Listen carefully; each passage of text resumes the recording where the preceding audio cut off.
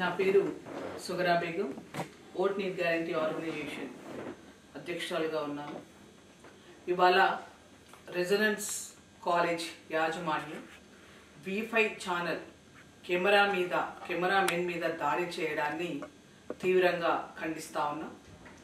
ఎందుకంటే ఇప్పుడు ఎట్లయిపోయిందంటే పరిస్థితి, వాళ్ళు పర్మిషన్ తెచ్చుకునే కాలేజీల సంఖ్య ఒక రకం, ఆ పర్మిషన్ తెచ్చుకున్న కాలేజీల పేరు మీద ఇంకా అనేకమైన కాలేజీలు, అంటే ఇప్పుడు రెసిడెన్స్ కాలేజీ వాళ్ళు 6 కాలేజీలకు పర్మిషన్ తీసుకొచ్చి 26 కాలేజీలను నడిపిస్తూ అక్కడ ఉన్న విద్యార్థులకి సరైన సదుపాయాలు పెట్టకుండా వాళ్ళని ఇబ్బందుల పాలు చేస్తుంటే, మరి ప్రశ్నించే గొంతులైనటువంటి అక్కడ ఉన్న విద్యార్థుల సమస్యలు ఎవరు చెప్తారు?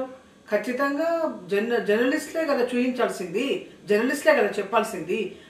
అలా అడగడానికి వెళ్ళినటువంటి జర్నలిస్టు మీద అట్లా అడుగుదామని వెళ్దామన్నటువంటి కెమెరామెన్ మీద దాడి చేయడం అనేది ఇది చాలా దుర్మార్గమైన చర్య.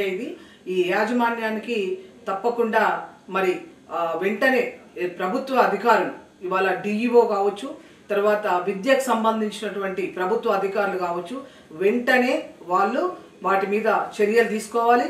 యాజమాన్యాన్ని మరి చట్టపరంగా తప్పకుండా వాళ్ళని చర్యలు తీసుకొని మిగిలిన కాలేజీలు కూడా, ఇప్పుడు మిగిలిన ప్రైవేట్ కాలేజీలు, అంటే నేను ఒక పేరు చెప్పదలుచుకోలేదు, కానీ ఇవాళ విద్య అంటే ఎట్లా అయిపోయిందంటే ఒక వ్యాపారం అయిపోయింది ఇవాళ.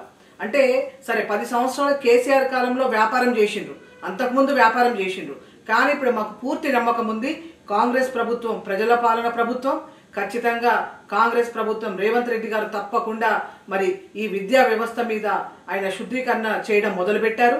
తప్పకుండా రేవంత్ రెడ్డి అన్నకి ఒక ప్రజా ఉద్యమకారినిగా, అదేవిధంగా ఓట్ నీడ్ గ్యారంటీ ఆర్గనైజేషన్ అధ్యక్షురాలుగా నేను మరి రేవంత్ అన్న గారికి చెప్పదలుచుకున్నాను.